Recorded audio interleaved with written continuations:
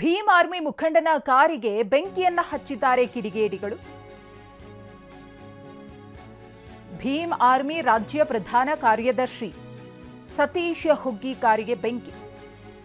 ಕಲಬುರಗಿಯ ಶಹಬಾದ್ ರಿಂಗ್ ರಸ್ತೆ ಬಳಿ ಆಗಿರುವಂತಹ ಘಟನೆ ಇದು. ತಡರಾತ್ರಿ ಮನೆ ಮುಂದೆ ನಿಲ್ಲಿಸಿದ ಕಾರ್ಗೆ ಬೆಂಕಿಯನ್ನ ಹಚ್ಚಿ ಎಸ್ಕೇಪ್ ಆಗಿದ್ದಾರೆ ಕಿಡಿಗೇಡಿಗಳು. ಆರ್ಎಸ್ಎಸ್ ಪಥಸಂಚಲನ ವಿರುದ್ಧದ ಹೋರಾಟದಲ್ಲಿ ಮುಂದಾಳತ್ವವನ್ನ ವಹಿಸಿದ್ರು ಸತೀಶ್. ಆರ್ಎಸ್ಎಸ್ ಕುಮ್ಮಕ್ಕಿನಿಂದ ಕಾರಿಗೆ ಬೆಂಕಿ ಹಚ್ಚಿದ್ದಾರೆ ಅಂತ ಆರೋಪಿಸಿದ್ದಾರೆ. ಬೆಂಕಿ ಹಚ್ಚಿ ಸತೀಶ್ ಹುಗ್ಗಿಯನ್ನ ಬೆದರಿಸುವ ತಂತ್ರ ಅಂತ ಹೇಳಿ ಇದೀಗ ಆರೋಪ ಕೇಳಿಬರ್ತಿದೆ.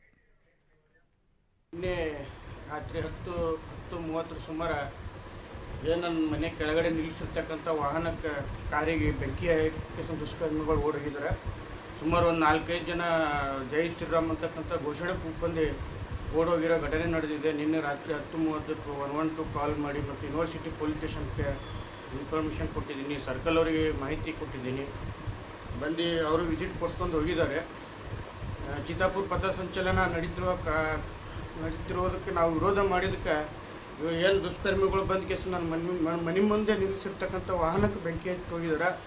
ಇದ್ರ ಬಗ್ಗೆದಾಗ ಪೊಲೀಸ್ ಇಲಾಖೆ ಗಂಭೀರವಾಗಿ ಪ್ರಕರಣಗಳನ್ನು ಪರಿಗಣಿಸಬೇಕಂತ ಹೇಳಿ ನಾನು ಈ ಕುರಿತು ಮತ್ತಷ್ಟು ಮಾಹಿತಿಯನ್ನ ಕೊಡ್ತಾರೆ ನಮ್ಮ ಪ್ರತಿನಿಧಿ ದತ್ತಾತ್ರೇಯ ಪಾಟೀಲ್. ದತ್ತಾತ್ರೇಯ ಪಾಟೀಲ್, ಆರ್ಎಸ್ಎಸ್ ಪಥಸಂಚಲನದ ವಿಚಾರ ಯಾವೆಲ್ಲ ರೀತಿಯ ವಿವಾದದ ಸ್ವರೂಪವನ್ನು ಪಡ್ಕೊಳ್ತು ಅಂತ ನೋಡಿದ್ವಿ. ಈಗ ಭೀಮ್ ಆರ್ಮಿ ರಾಜ್ಯ ಪ್ರಧಾನ ಕಾರ್ಯದರ್ಶಿಯವರನ್ನ ಟಾರ್ಗೆಟ್ ಮಾಡಿ ಅವರ ಕಾರ್ಗೆ ಬೆಂಕಿಯನ್ನ ಇಡ್ಲಾಗಿದೆ, ಕುಗ್ಗಿಸುವಂತಹ ಪ್ರಯತ್ನ ಅಂತ ಹೇಳಿ ಆರೋಪಗಳು ಕೇಳಿ ಬರ್ತಾ ಇದೆ. ಏನ್ ಆಯ್ತು, ಯಾವಾಗ ಆಗಿದ್ದು, ಏನ್ ಹೇಳ್ತಾರೆ ಅಂತ ಸತೀಶ್?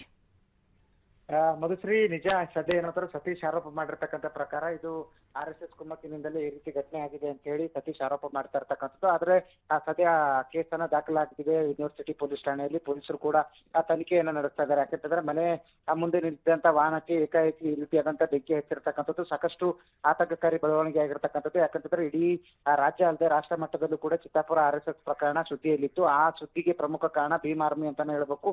ಯಾಕಂತಂದ್ರೆ ಆರ್ಎಸ್ಎಸ್ ಪಥಸಂಚಲನವನ್ನ ವಿರೋಧಿಸಿದೆ ಭೀಮ್ ಆರ್ಮಿ. ಹೀಗಾಗಿ ಏನು ಅಂತಂದ್ರೆ ಸಾಕಷ್ಟು ವಿರೋಧ ವ್ಯಕ್ತವಾಗಿತ್ತು ಆರ್ಎಸ್ಎಸ್ ಪಥಸಂಚಲನಕ್ಕೆ. ಆ ವಿರೋಧದ ಏನ್ ಹೋರಾಟ ಇತ್ತು, ಆ ಹೋರಾಟದಲ್ಲಿ ಸತೀಶ್ ಹುಗ್ಗಿ ಮುಂಚೂಣಿಯಲ್ಲಿದ್ರು ಮತ್ತು ಇಡೀ ಏನಂತಾರೆ ಭೀಮ್ ಆರ್ಮಿ ತಂಡದ ಏನ್ ಹೋರಾಟ ಇತ್ತು, ಆ ಹೋರಾಟದಲ್ಲಿ ಸಾಕಷ್ಟು ಏನಂತಂದ್ರೆ ಏನು ಮುಂಚೂಣಿ ಒಂದು ನೇತೃತ್ವವನ್ನು ವಹಿಸಿದಂತ ಸತೀಶ್ ಹುಗ್ಗಿಯವರ ಕಾರಿಗೆ ಸದ್ಯ ಏನಂತಾರೆ ಬೆಂಕಿ ಹಚ್ಚಿರ್ತಕ್ಕಂಥದ್ದು ಸಾಕಷ್ಟು ಏನಂತಾರೆ ಅನುಮಾನಕ್ಕೆ ಈಡು ಮಾಡಿರ್ತಕ್ಕಂಥದ್ದು. ಸದ್ಯ ಪೊಲೀಸರು ಕೂಡ ತನಿಖೆಯನ್ನ ನಡೆಸ್ತಾ ಇದ್ದಾರೆ.